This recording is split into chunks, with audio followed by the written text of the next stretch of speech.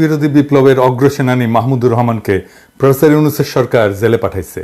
এই মাহমুদুর রহমান সেই বিরল ব্যক্তিত্ব যিনি হাসিনার শাসনের শুরুতেই ফ্যাসিবাদের উত্থানকে সঠিকভাবে চিহ্নিত করতে পারছিলেন, যিনি একাই প্রতিবাদের মশাল জ্বালায় রাখছিলেন।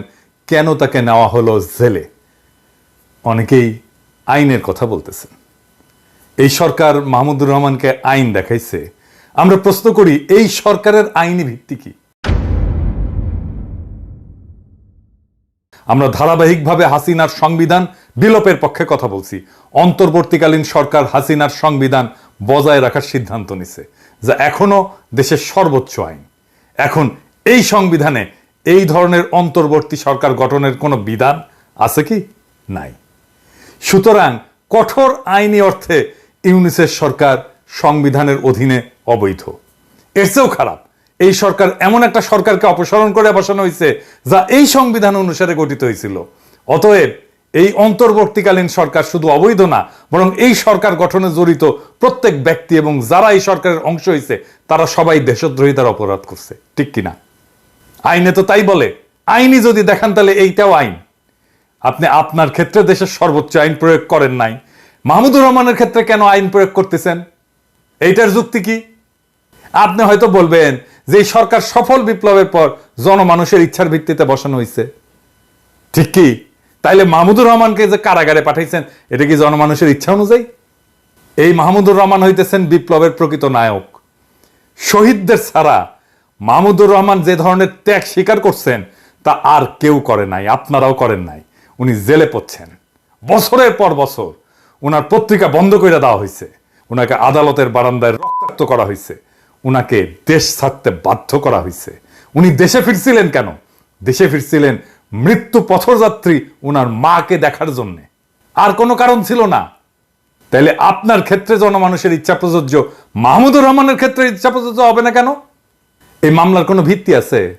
মাহমুদুর রহমান এবং শফিক রেহমানকে রাজনৈতিক উদ্দেশ্যে ফ্যাসিবাদী সরকার মিথ্যা মামলায় জড়াইছিল, আর প্রফেসর ইউনূসের সরকার হাসিনা সরকারের দায়ের করা মিথ্যা মামলা খারিজ করার প্রতিশ্রুতি দিছিল। দেয় নাই? দিছিল। এই মামলা কেন খারিজ হইল না? মাহমুদুর রহমানের মামলা তো সেই প্রথম দিককার মামলাগুলোর মধ্যে থাকার কথা ছিল, যেগুলো বাতিল করা হবে। এটা করা হইল না কেন? এরা ছাড়াও মাহমুদুর রহমান শফিক রেহমানকে শেখ হাসিনার এই কুপুত্র, ওই যে কুত্তে নিয়ে বসে থাকে, ও জয়, এর হত্যার ষড়যন্ত্রের অভিযোগে যে মামলায় অভিযুক্ত করা হয়েছে, যেই মামলায় বাংলাদেশের আদালতের কোনো এখতিয়ারই নাই, এই মামলা করার কোনো এখতিয়ার নাই, এই মামলাটাই অবৈধ। জয় যুক্তরাষ্ট্রে বাস করে, শুধুমাত্র মার্কিন আদালতের এখতিয়ার আছে এই ধরনের অভিযোগের উপরে। এবং আশ্চর্যজনকভাবে যুক্তরাষ্ট্রে কোনো মামলা দায়ের করা হয়নি। হাসিনার ফ্যাসিস্ট শাসনের উৎখাতের পরেও এই মামলা কেন বজায় রাখা হইল? এই রায় কেন বজায় রাখা হইল? এই রায় তো অবৈধ, মামলাই অবৈধ। আমি আরেকটু বুঝাই বলি। যদি একজন ব্যক্তি যুক্তরাষ্ট্রে বসবাস করে এবং তার হত্যার একটা ষড়যন্ত্র হয়, থিওরিটিক্যালি ধরতেছি, তাহলে সেই অপরাধের মামলা যুক্তরাষ্ট্রের আদালতে দায়ের করতে হবে। কারণ অপরাধের শিকার যে ব্যক্তি, সে ব্যক্তি যুক্তরাষ্ট্রে বসবাস করেন এবং অপরাধের স্থানও কিন্তু যুক্তরাষ্ট্রের এখতিয়ারের মধ্যে পড়ে। তবে ষড়যন্ত্রকারী যদি বাংলাদেশে অবস্থান করে এবং অপরাধের পরিকল্পনা সেখান থেকে পরিচালনা করা হয়, তাইলে বাংলাদেশে সেই মামলা তদন্ত হইতে পারে, মামলা হইতে পারে না। কিন্তু মূল মামলাটা যুক্তরাষ্ট্রের আদালতে দায়ের করতে হবে, কারণ অপরাধের শিকার এবং ষড়যন্ত্রের লক্ষ্য যুক্তরাষ্ট্রের নাগরিক বা বাসিন্দা।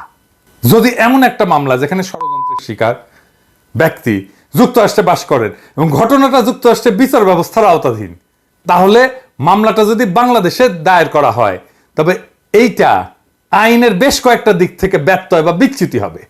প্রধান ব্যত্যয়গুলো কি? একটা হইতেছে আন্তর্জাতিক এখতিয়ার লঙ্ঘন।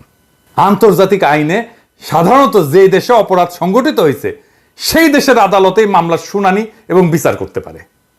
যেহেতু ষড়যন্ত্রের শিকার ব্যক্তি যুক্তরাষ্ট্রে বাস করেন এবং অপরাধের প্রভাব সেই দেশের মধ্যে পড়ে, তাই মামলাটা যুক্তরাষ্ট্রের এখতিয়ারের মধ্যে পড়ে। বাংলাদেশে এই ধরনের মামলা দায়ের করা হইলে সেটা আন্তর্জাতিক আইনের মূল নীতির লঙ্ঘন। সোজা সাপটা কথা, আপনি আইনের যে কাউকে জিজ্ঞেস করতে পারেন।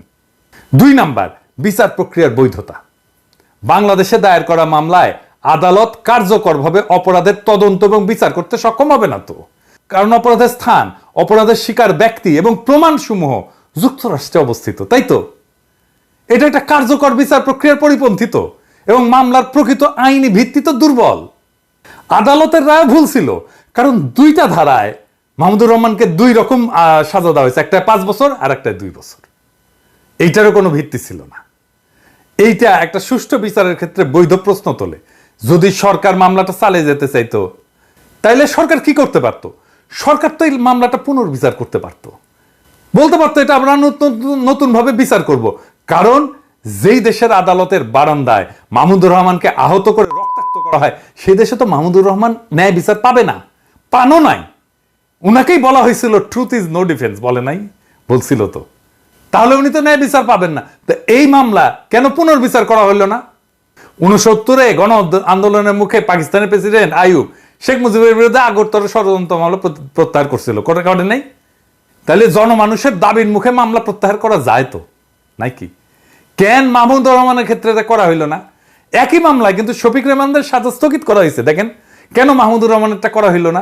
এর সাথে তো যুক্তই করে দেওয়া যেত মাহমুদুর রহমানের কথা। তার মানে বিপ্লবের যারা সৈনিক, তারা এই সরকারের হাতে, প্রফেসর ইউনূসের সরকারের হাতে নিগৃহীত হইতেছে। কেন? কারণ বিপ্লবের প্রথম মুহূর্তেই বিপ্লবের ফল ছিনতাই করা হয়েছিল।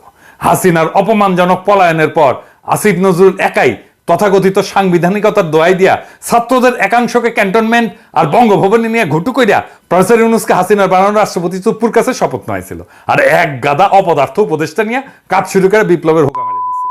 এদের শাসনে ক্যান্টনমেন্টে আশ্রয় পেল সব আওয়ামী দুর্বৃত্তরা, পলায় গেল সবাই। বিপ্লবও পলায় গেছে, এখন কিন্তু যে মনির হইল পলায় গেছে। ওই মুহূর্তটা ছিল খুবই গুরুত্বপূর্ণ, কারণ এর মাধ্যমে আওয়ামী আর ইন্ডিয়ার স্ট্র্যাটেজিক অ্যাসেটগুলো রক্ষিত হয়। আর এই ওয়াহিদুদ্দিন মাহমুদের মতো বুইরা খাটাস, যে কিনা হাসিনার উন্নয়নের সারিন্দা বাজাইতো, সে জানেও না কিছু, তারে কেন উপদেষ্টা বানানো হয়? বলে কি পাঠ্যপুস্তক দিয়ে অনানুষ্ঠানিক আলোচনা হয়েছিল, সেটাই প্রজ্ঞাপন হয়ে যায়। শালা বুড়া হয়েছে কিন্তু মিছা কথা বলার অভ্যাস যায়নি। এভাবে প্রজ্ঞাপন হয় কোনো সরকারি? আপনার সরকারি অফিসে অনেকেই কাজ করেন, আপনারাই বলেন এভাবে প্রজ্ঞাপন হয়? যখন অন্তর্বর্তী সরকার গঠনের জন্য আসিফ নজরুল ঘুটু করিচ্ছে, আমি তখনই বুঝছিলাম এইখানে ইন্ডিয়ার লোকজন ঢুকে গেছে। আমি তখনই বিপ্লব চিন্তায় হওয়ার বিষয়ে সতর্কতা দিছিলাম, বলছিলাম না ওই সময় ভিডিওতে?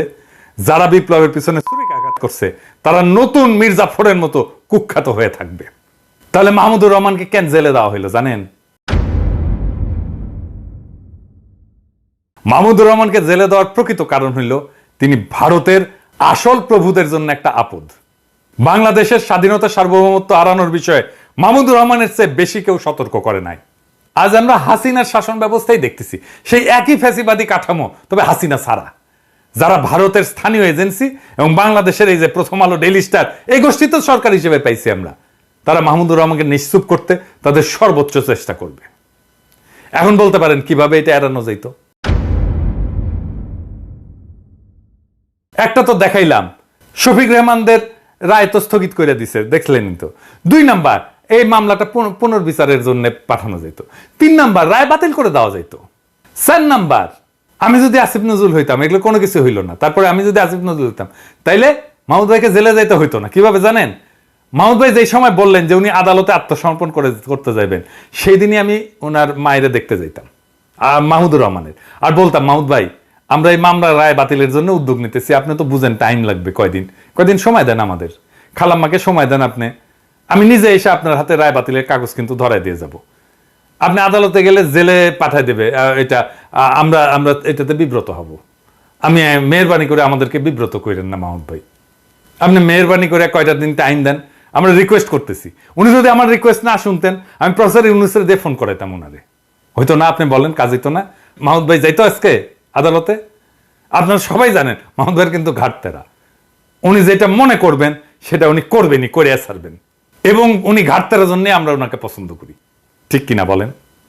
কিন্তু তারপরেও এই অ্যাপ্রোচটা নিয়ে গেলে উনি শুনতেন, কিন্তু এটা ওনারা করবেন না তো। মাহমুদুর রহমান কে এখন? মাহমুদুর রহমান তো এখন কেউ না। আমরা এই ভারতীয় এজেন্ট এবং ফ্যাসিবাদের সহায়কদের কাছ থেকে কোনো দেশপ্রেম তো আশা করি না। আমরা দৃঢ়ভাবে বিশ্বাস করি যে মাহমুদুর রহমানের প্রতি প্রকৃত বিচার আমাদের জনগণ করবে, যারা ভারতের আধিপত্য এবং সম্প্রসারণবাদকে বীরত্বের সাথে পরাজিত করছে। আমরা যা নেপালে দেখছি, আমরা যা মালদ্বীপে দেখছি, আমরা দেখছি আমাদের এই অঞ্চলে ভারতের সম্প্রসারণবাদ পিছু হটছে। আমাদের জনগণ নিশ্চিত করবে যে আর কখনো ভারতীয় আধিপত্যবাদ বাংলাদেশে ফিরে আসবে না। মাহমুদ ভাই, ভয়ের কিছু নাই। ভবিষ্যতের বাংলাদেশ আপনাকে দুই হাত তুলে এবং উষ্ণ হৃদয়ে স্বাগত জানাবে। আমরা সেই দিনের অপেক্ষায় থাকলাম। ইনকিলাব